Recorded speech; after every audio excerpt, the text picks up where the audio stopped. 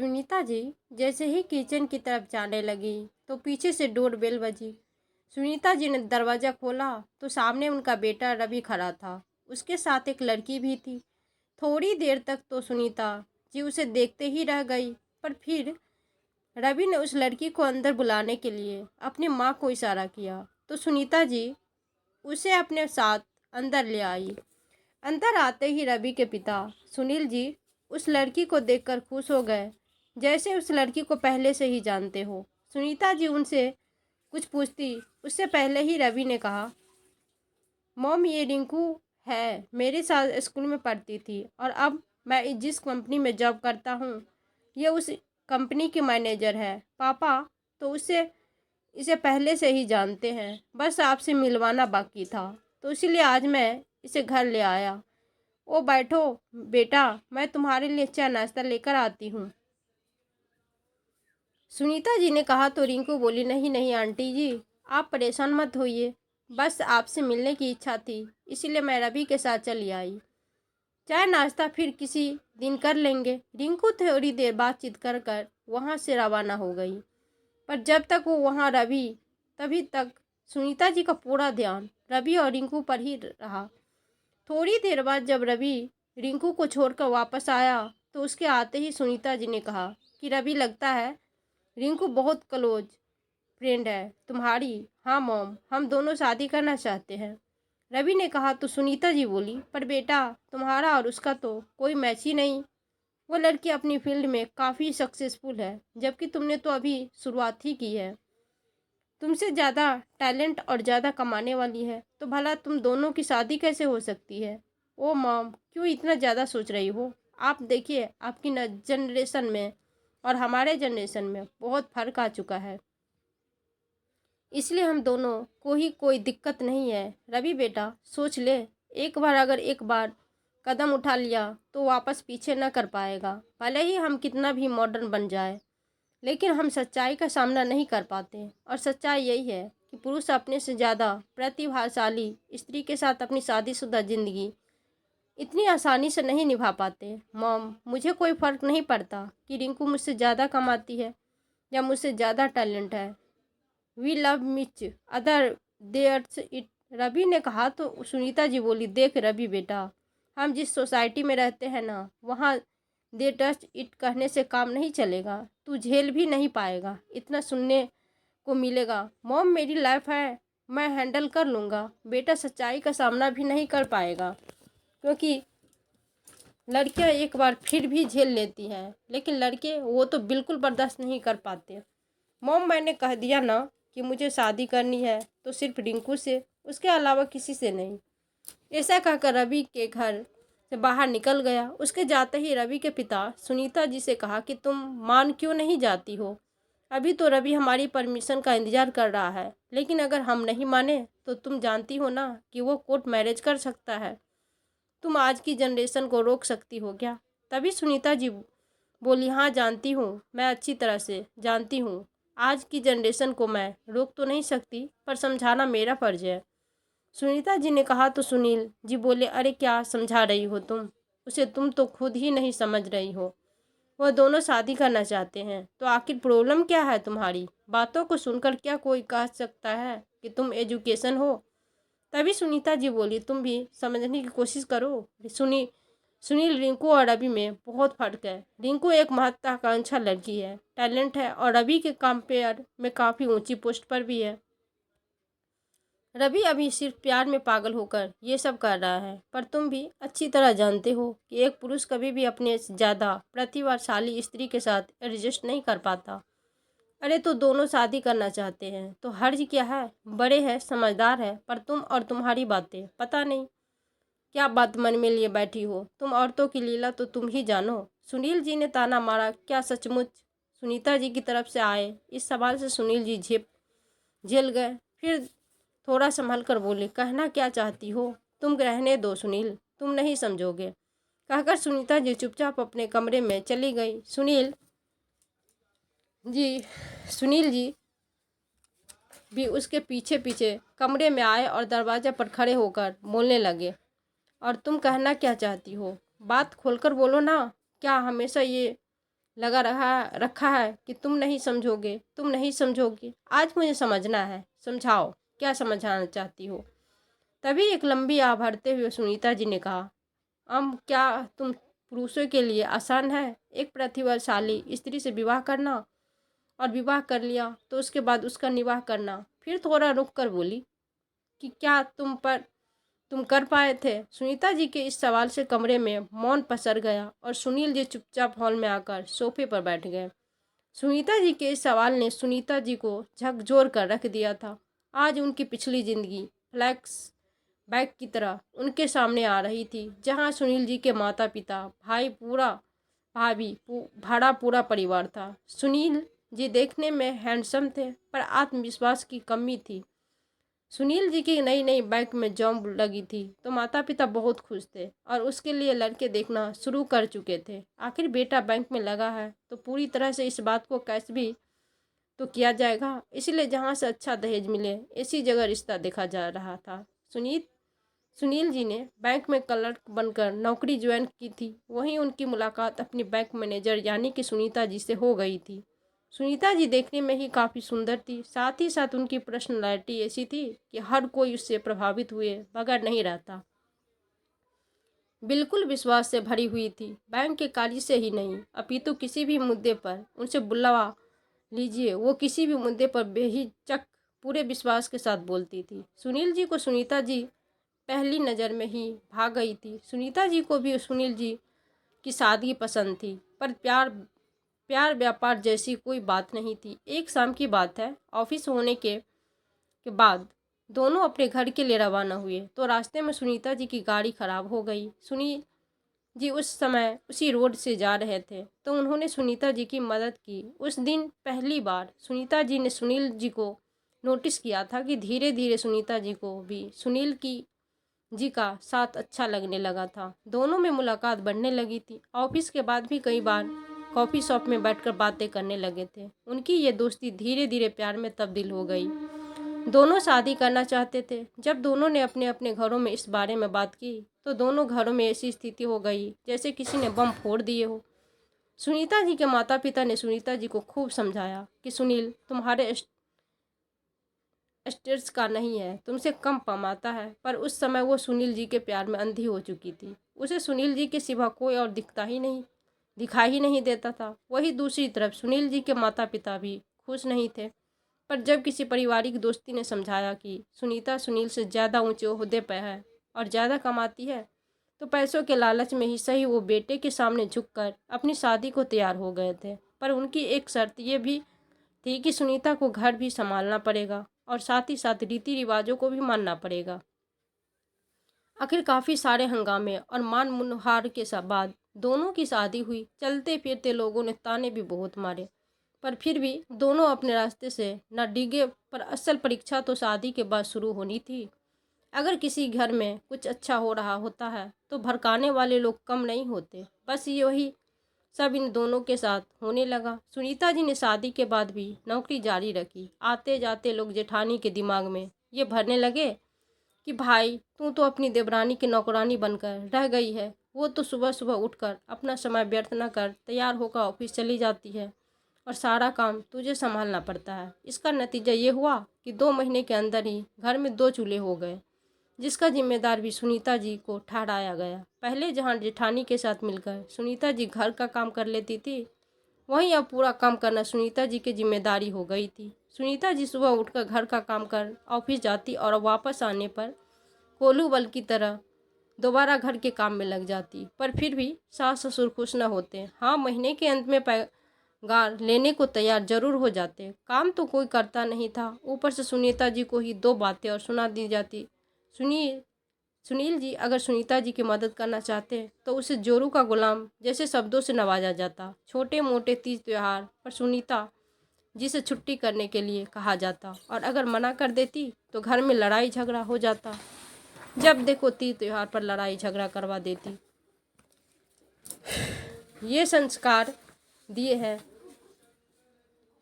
इसके माँ बाप ने, भला घर में बरकत कहाँ से हो पाता।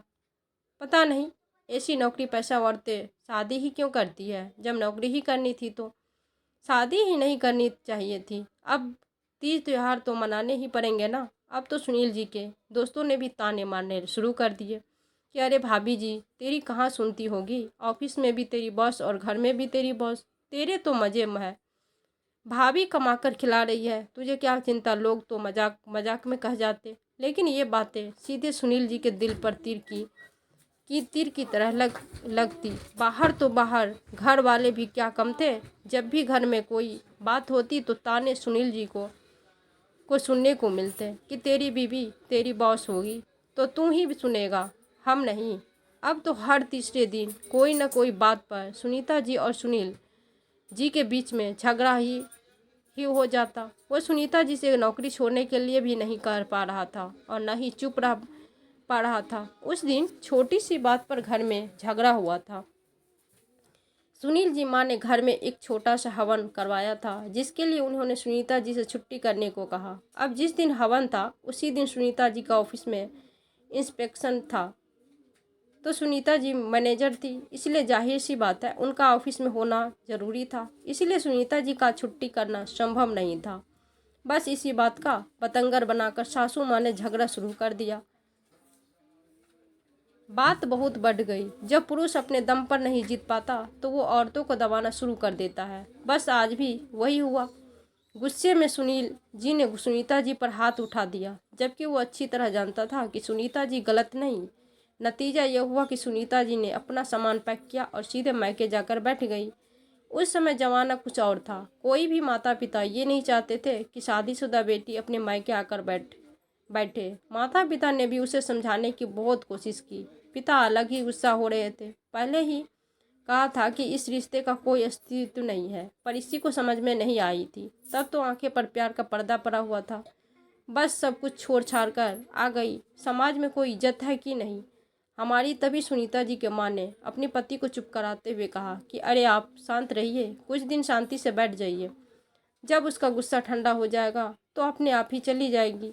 अरे इसकी छोटी बहन की शादी की बात चल रही है, क्या जवाब देंगे हम लड़के वाले को कि बड़ी बहन क्यों आकर बैठी है मायके में। सुनीता जी के पिता ने कहा तो माँ बोली अरे कह देंगे कि कुछ दिन मायके में मिलने के लिए आई हैं। आखिर शादीशुदा बेटी कुछ दिन के लिए मायके तो आ ही जा सकती है। जैसे तुम चाहो, पर खबरदार ये बात बाहर नहीं फैलनी चाहिए। इधर सुनील जी भी अच्छे से जानते थे कि सुनीता जी गलत नहीं थी, बल्कि गलती उसके माता पिता की थी। लेकिन उनका दम उन्हें सुनीता जी के सामने झुकने से रोक रहा था। वो पति ही क्या जो अपनी पत्नी के सामने झुक जाए, बस यही सोच उन्हें आगे बढ़ने से रोक रही थी। लेकिन कुछ दिन बाद पता चला कि सुनीता जी माँ बनने वाली है। अब तो सुनीता जी को हर कोई समझाने लगा था, बच्चे की दुहारी ही जाने लगी थी। सुनील जी भी चाहते थे कि सुनीता जी वापस आ जाए, पर किस मुंह से बोले। एक दो बार उन्होंने अपने माँ पिताजी से भी कहा तो माता पिता दोनों उसे ही सुनाने लगे कि हमने तो निकाला नहीं था, न उसे अपनी मर्जी से गई थी तो अपनी मर्जी से आ जाएगी, कोई ज़रूरत नहीं है उसे लाने की। अगर आज झुक गया तो कल को सिर पर चढ़कर नाचेगी। लेकिन समाज, रिश्तेदार और दोस्तों का इतना ज़्यादा दबाव बढ़ गया था कि आखिरकार सुनीता जी के माता पिता खुद सुनीता जी की मर्जी के खिलाफ उसको ज़बरदस्ती ससुराल छोड़ने आ गए। जिस तरह से सास ससुर जेठ जेठानी सुनीता जी को देखकर मुस्कुरा रहे थे तो सुनीता जी के स्वाभिमान के टुकड़े टुकड़े हो रहे थे। तभी सास ने तंज कसा कि रूठी रानी को कौन मनाए, आ गई अपने आप ही। अरे औरत कितनी ही हवा में क्यों ना उड़ ले, आखिर रहना तो उसे ज़मीन पर ही है, अच्छे से जानते हैं। ऐसी औरतों के पंख उतरना। ससुर ने भी अपनी तरफ से दो शब्द और जोड़ दिए। सुनीता जी बेचारी वो तो अपने स्वाभिमान की क्लास उठाए उस घर में रहने को मजबूर हो गई थी, क्योंकि कोई साथ ही नहीं दे रहा था। न माता पिता समझ रहे थे और न ही पति। गर्भावस्था के वो 9 महीने सुनीता जी पर बहुत भारी पड़ रहे थे। घर का काम ऊपर से जाओ और गर्भावस्था की अलग समस्याएं। ज़रूरत से ज़्यादा काम करने के कारण सुनीता जी की तबीयत खराब रहने लगी थी। हालांकि सुनील जी अपनी तरफ से खाने पीने का सामान मुहैया करा देते थे, पर सुनीता जी के मन में उनके लिए अब न तो पहले जैसे प्यार था और न ही वो इज्जत। खैर 9वें महीने में सुनीता जी ने अपने बेटे रवि को जन्म दिया। पोता होने पर ही सही सुनीता जी की थोड़ी केयर होने लगी थी, क्योंकि बड़ी बहू के तो सिर्फ एक बेटी ही थी। पोता होने पर सास ससुर ने बहुत खुशियां मनाई। जिस सास ने पूरा गर्भावस्था में कभी ध्यान न रखा, वही सास अब सुनीता जी का पूरा ध्यान रखने लगी थी। रवि के 3 महीने के होते ही सुनीता जी ने दोबारा नौकरी ज्वाइन करनी चाहिए, तो इस बात पर भी सास ने बखेड़ा खड़ा कर दिया कि लो, बच्चे को छोड़कर नौकरी पर जाने को तैयार हो गई। अरे तुम, आजकल की लड़कियों में ममता नाम की कोई चीज़ है भी या नहीं? बच्चे क्या हमारे भरोसे जने हैं? बच्चे का ध्यान कौन रखेगा? छोड़ो ये नौकरी वोकरी के ढकोसले, घर बैठो और अपने बच्चों को पालो। अरे सुनील, तो समझा क्यों नहीं रहा अपनी पत्नी को? अरे ऐसा भी क्या पत्नी की कमाई का लालच हो गया जो अपने बच्चों पर भी ध्यान नहीं दे रहा? अब बेटा होने के बाद तो सुनील जी को भी बहाना मिल गया और उन्होंने साफ साफ कह दिया कि सुनीता क्यों जिद कर रही हो? रवि की परवरिश के लिए जॉब छोड़ दो, पहले बच्चा जरूरी है। 2 टूक जवाब में ही सुनील जी ने अपनी बात को खत्म किया। एक बार भी सुनीता जी से ये पूछना ठीक नहीं समझा कि वो क्या चाहती है। आखिर सुनीता जी इस शादी को तोड़ भी नहीं सकती थी, क्योंकि उसे अच्छे से समझ में आ चुका था कि इस समाज में एक औरत के लिए एक पुरुष का अस्तित्व होना कितना ज़रूरी है। पर जॉब के लिए भी तो उसने बहुत मेहनत की थी। सच कहते हैं लोग कि जब पति साथ न हो तो औरत दो राहें हैं पर खड़ी हो जाती है। सुनीता जी के साथ भी वही हुआ। पति साथ नहीं दे रहा था, आखिर वो करे तो करे क्या? सुनीता, नौकरी छोड़ो और घर संभालो। रवि की परवरिश ज़्यादा ज़रूरी है। आखिर सुनील जी के दो दुख जवाब ने सुनीता जी को नौकरी छोड़ने पर मजबूर कर ही दिया था। सुनीता जी के इस फैसले से सब लोग खुश थे, सिर्फ सुनीता जी को छोड़कर। सबको अपनी अपनी विजय हासिल हो चुकी थी और सुनीता जी अपने हार अपने दिल में समेटे बस अपनी गृहस्थी बचा रही थी। उसके दिल के टूटने की आवाज़ किसी ने नहीं सुनी थी। नौकरी छोड़ने के बाद भी कौन सा उसकी इज्जत होने लगी थी। घर के फैसलों में कभी भी उनसे कुछ नहीं पूछा जाता था। उसे तो सिर्फ नौकरानी की तरह काम बता दिया जाता था। सबसे बड़ा बदलाव तो उसने खुद में किया था। अब वो ज़्यादा किसी से कुछ कहती भी नहीं। अब न पहले जैसी उन्मुक्त हंसी थी और न ही साज सिंगार, बिल्कुल साधारण सी रहने लगी थी। किसी ने भी जो काम कह दिया बस चुपचाप कर दिया। शायद अब ये गूंगी गुड़ियाँ सबको पसंद आती थी। समय यूं ही चलता रहा। सास ससुर माता पिता स्वर्ग सिधार गए, पर आज जब उनके बेटे रवि ने रिंकू से शादी की तो बात की तो अतीत उठकर सामने खड़ा हो गया, जिसमें सुनीता जी को अपने अस्तित्व के टुकड़े टुकड़े नजर आ रहे थे। वही सुनील जी को नजर आ रहा था तो सिर्फ अपना दम्भ कि कैसे उसने सुनीता जी के अरमानों को कुचल डाला था। जिन खूबियों को देखकर वो सुनीता जी का दीवाना हो गया था, वो खूबियाँ बाद में कमियां में बदल गई थी। क्यों बर्दाश्त नहीं कर पाया था अपनी पत्नी के आत्मविश्वास को? क्यों चल नहीं पा रहा था उसकी सच्चाई पर? इसीलिए कि वो एक पुरुष था और आज जब उनका बेटा अपने से प्रतिभाशाली स्त्री से विवाह करना चाहता है तो अपने बेटे के पक्ष में खड़े हो गए, जबकि उस समय अपनी पत्नी की प्रतिभा को वो बर्दाश्त भी नहीं कर पाए थे। सुनीता जी कुछ गलत तो नहीं कर रही थी। वो तो सिर्फ सुनील जी को आईने के सामने खड़ा कर रही थी। वो आईना दिखा रही थी कि जो कटु सत्य से भरा हुआ था। आज आईने के सामने अपनी सत्य अवस्था को देखकर सुनील जी क्यों घबरा रहे थे? क्यों आज अपनी नज़रें उठाकर भी नहीं देख पा रहे थे? खैर, थोड़ी देर बाद दरवाज़ा बंद होने की आवाज़ आई, जिससे सुनील जी की तंद्रा टूटी। देखा तो सुनीता जी छत से कपड़े लेकर नीचे आ रही थी। कपड़ों को रख सुनीता जी बाहर हॉल में बैठकर सुबह की सब्जियां की तैयारी करने लगी। तभी सुनील जी सुनीता जी को बड़े गौर से देखते हुए सोचने लगे कि हाँ, यही तो है वो जिससे मैंने प्रेम विवाह किया था। इसके लिए तो मैं अपने माता पिता से भी लड़ गया था। इसका आत्मविश्वास मुझे बहुत अच्छा लगता था। इसका उस समय कुछ भी बोल देना मेरे दिल को भा गया था। पर आज ये चुप रहती है, मुझसे ज़्यादा बात तक नहीं करती। बालों में से चांदी भी चमकने लगी है, हल्की हल्की झुर्रियाँ भी पड़ने लगी है, आंखों पर चश्मा भी चढ़ चुका है। कोई देखकर सकता है कि किसी ज़माने में ये बैंक में मैनेजर हुआ करती थी। इसने मेरे साथ अपनी गृहस्थी बसाई थी, पर मैं यही इसका साथ न दे पाया। हाँ, यही तो है वो जो मुझसे भी ज़्यादा प्रतिभाशाली थी, पर पता नहीं क्यों मैं ही इसकी प्रतिभा को झेल नहीं पाया। क्यों?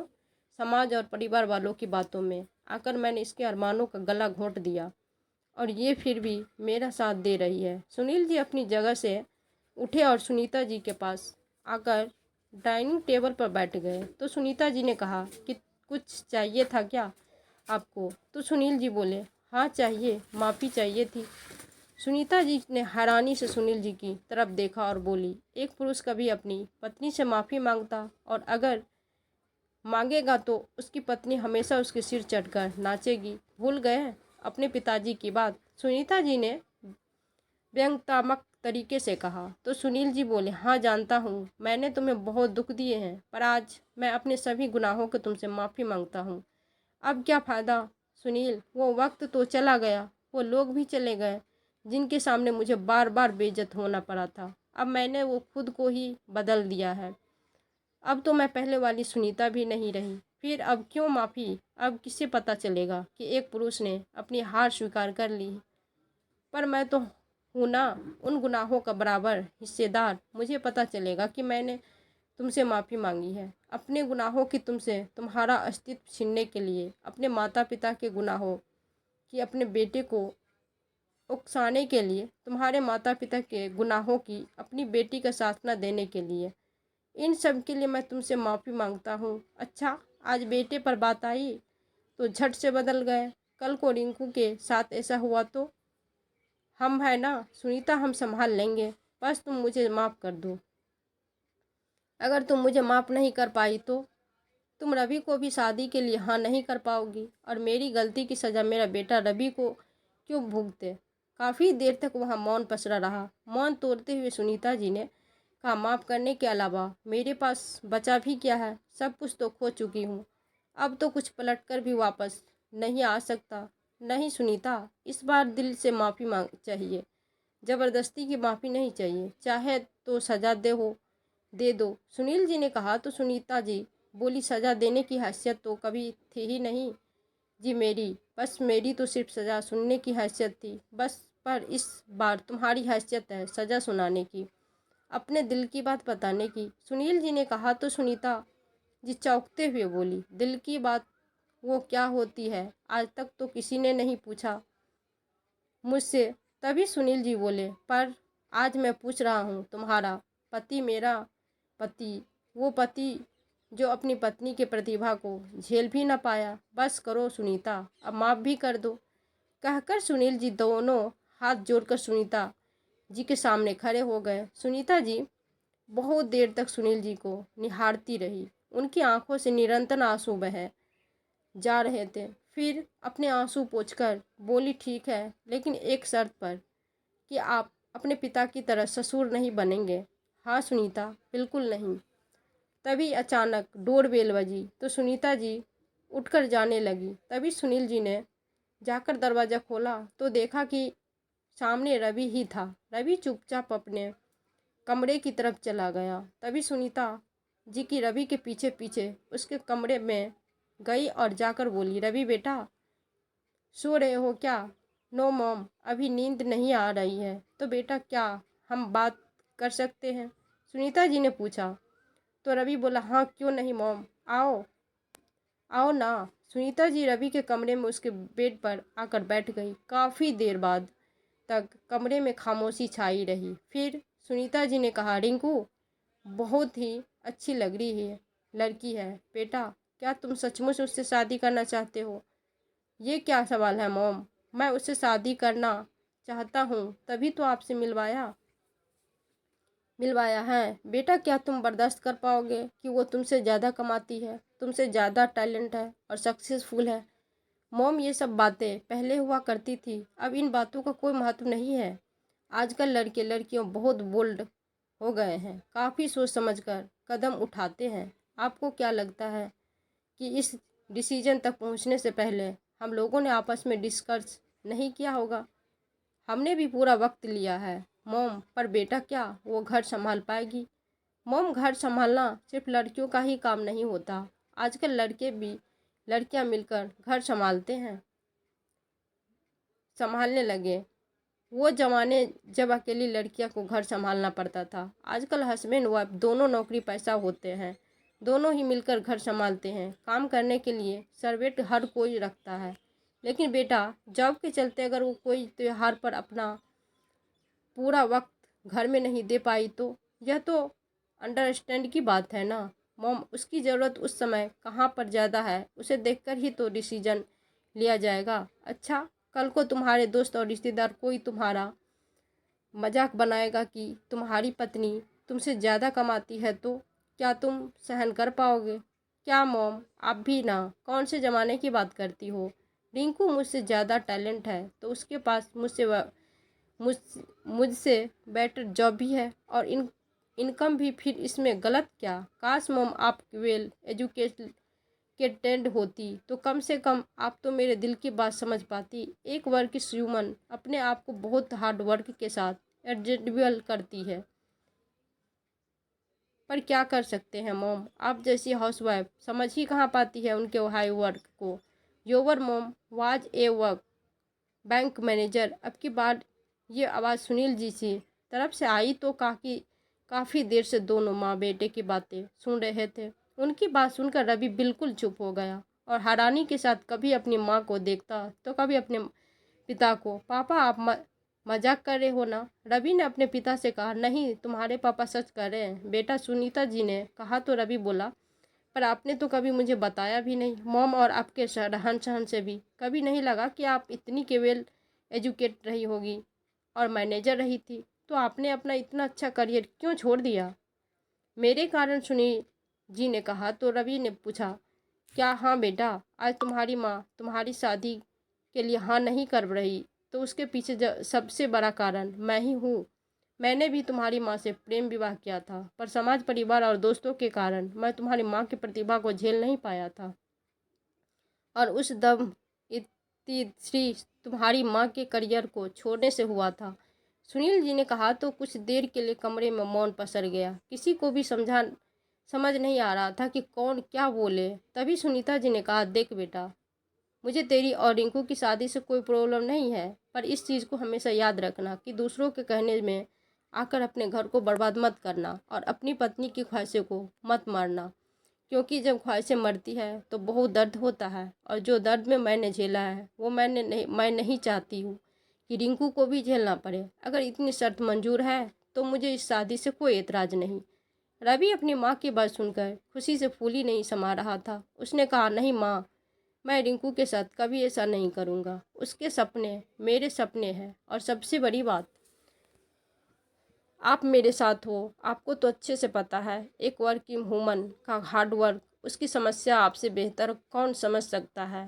कहकर रवि अपनी माँ के गले से लग गया। फिर क्या था, जल्दी ही सुनीता जी और सुनील जी रिंकू के माता पिता से मिले और दोनों की शादी पक्की कर दी। अच्छा सा मुहूर्त देखकर रवि और रिंकू की शादी कर दी गई और दोनों हंसी खुशी अपना जीवन व्यतीत करने लगे। तो दोस्तों, यह कहानी कैसी लगी? तो दोस्तों, ऐसा नहीं है कि ताने मारने वाले लोग आज के ज़माने में ख़त्म हो गए हैं, वो तो हर दौर में मौजूद रहेंगे, पर ये तो आप पर निर्भर करता है कि आप उनकी बातों को किस तरीके से हैंडल करते हो। तो दोस्तों, आपको ये कहानी कैसी लगी? अच्छी लगी तो कमेंट में ज़रूर